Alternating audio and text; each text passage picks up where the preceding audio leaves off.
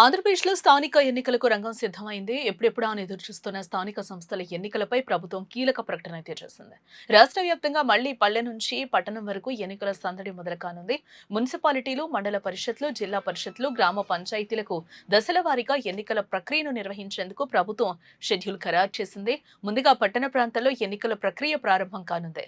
September 7న municipal ఎన్నికలకు notification విడుదల కానుండగా September 20న polling నిర్వహించనున్నారు. సెప్టెంబర్ 23న ఓట్ల లెక్కింపు చేపట్టి ఫలితాలను వెల్లడించనున్నారు. ఇక మండల పరిషత్, జిల్లా పరిషత్ ఎన్నికల విషయానికి వస్తే సెప్టెంబర్ 28న నోటిఫికేషన్ విడుదల చేయనున్నారు. అక్టోబర్ 11న పోలింగ్ జరగనుండగా అక్టోబర్ 14న ఫలితాలు ప్రకటించనున్నారు. గ్రామ పంచాయతీల ఎన్నికల ప్రక్రియ మాత్రం ఆ తర్వాత ప్రారంభం కానుంది.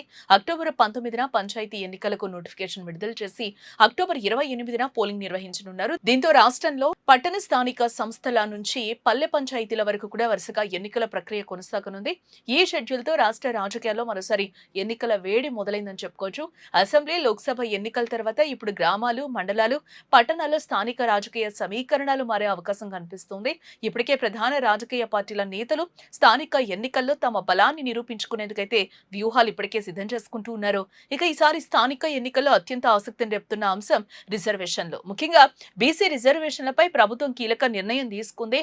గ్రామీణ స్థానిక సంస్థల్లో బీసీలకు 34%, పట్టణ స్థానిక సంస్థల్లో 33.33% రిజర్వేషన్ కల్పించే దిశగా ప్రభుత్వం నిర్ణయం తీసుకుంది. ఈ నిర్ణయంతో గ్రామీణ ప్రాంతాల్లో సర్పంచ్, ఎంపీటీసీ, జడ్పీటీసీ వంటి పదవుల్లో బీసీలకు ప్రాతినిధ్యం పెరగనుంది. అలాగే పట్టణ ప్రాంతాల్లో మున్సిపల్ కౌన్సిలర్లు, ఇతర స్థానిక సంస్థల పదవుల్లో కూడా బీసీలకు మరింత అవకాశం లభించనుంది. అయితే ఇప్పుడు మరో అంశం కూడా చర్చనీయాంశంగా మారింది. అదే మహిళలకు 33% రిజర్వేషన్. స్థానిక సంస్థల్లో మహిళలకు మరింత ప్రాతినిధ్యం కల్పించే అంశంపై ప్రభుత్వం తీసుకునే నిర్ణయంపై రాజకీయ వర్గాల్లో ఆసక్తి అయితే నెలకొంది. మహిళలకు 33% రిజర్వేషన్ అమలైతే స్థానిక సంస్థల్లో పెద్ద సంఖ్యలో మహిళా ప్రజాప్రతినిధులు ఎన్నికయ్యే అవకాశం ఉంటుంది. అయితే ఏ స్థానాలు మహిళలకు రిజర్వ్ అవుతాయి, ఏ మండలాలు, ఏ గ్రామ పంచాయతీలు, ఏ వార్డులు మహిళలకు కేటాయిస్తారు అన్నది ఇప్పుడు కీలకంగా మారిందని చెప్పుకోవచ్చు. ఇప్పుడు అందరి దృష్టి కూడా రిజర్వేషన్ల ఖరారుపైనే ఉంది.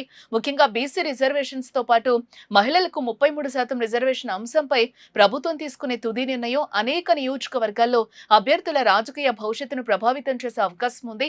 దీంతో రాబోయే రోజుల్లో రాష్ట్ర రాజకీయాలు మరింత హీటెక్కడం ఖాయంగా కనిపిస్తూ ఉంది.